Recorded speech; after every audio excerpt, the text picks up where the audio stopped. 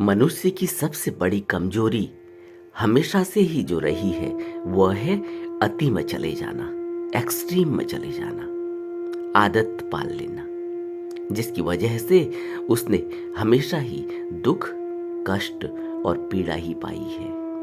क्योंकि वह उन कामों की अति करता है, पराकाष्ठा तक पहुंच जाता है, एक्सट्रीम तक पहुंच जाता है, जो सुख के बजाय उसके दुख का कारण बन जाते हैं। और यह बात आज के समय में हो रही है, ऐसा भी नहीं है।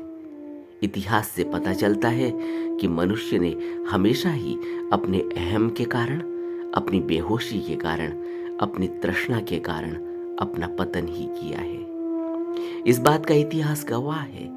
न जाने कितनी लड़ाइयां लड़ी जा चुकी हैं, न जाने कितनी जीव हत्याएं हुई हैं और न जाने कितनी तबाही और बर्बादी हुई है। अगर अति से कहीं कोई सुख मिला तो वह भी इतिहास से ही पता चलता है कि कभी कोई बुद्धत्व को प्राप्त हुआ, जिनकी संख्या बहुत कम है और उनको गिना जा सकता है। हालांकि वो अति नहीं है, लगता है कि अति है। वह अति में जाकर नहीं, बल्कि होश को साध कर, साधना के जरिए अपने ऊपर, अपने मन के ऊपर काबू पाकर, परम होश की साधना के जरिए किसी बुद्ध पुरुष की शरण में जाकर, उनसे उपदेश लेकर, उनकी शरण में रहकर ज्ञान प्राप्त करके वह इस संसार भवसागर से मुक्त हुए हैं। आज के दौर में इंसान बिल्कुल ही अधीर हो चुका है, शॉर्ट टेम्पर्ड हो चुका है। उसके अंदर सहनशीलता नहीं रही और यही कारण है कि उसकी बेहोशी और ज्यादा बढ़ गई है और वह किसी भी काम को करते करते कब उसकी अति में चला जाता है, कब उनकी आदत पाल लेता है, उसे पता ही नहीं चलता।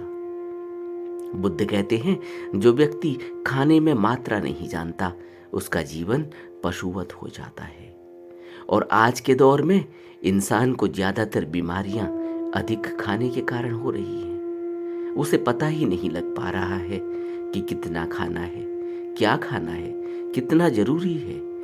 मन इस कदर हावी हो चुका है, संसाधनों की कोई कमी नहीं, भोजन आसानी से उपलब्ध हो रहा है, जिसके कारण वह खाता जा रहा है। शारीरिक श्रम नगण्य हो गया है, सारा काम मशीनें कर रही हैं और मनुष्य का भोजन शरीर को बढ़ा रहा है। उसके दुष्परिणाम के रूप में तरह तरह की भयानक बीमारियां शारीरिक और मानसिक भी दिखाई दे रही हैं। बुद्ध कहते हैं, भिक्षु भोजन की मात्रा जानने वाला होता है।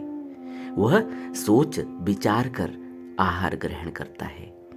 वह हंसी खेल के लिए मद मंडन में भोजन नहीं कर लेता और न ही वह अपने को सजाने के लिए भोजन करता है।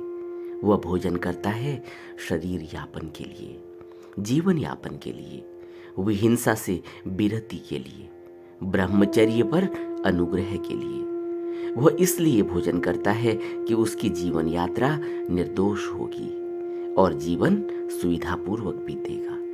वह नई वेदनाएं उत्पन्न नहीं होने देता और पुरानी वेदनाओं को, पुराने दुख को खत्म कर देता है।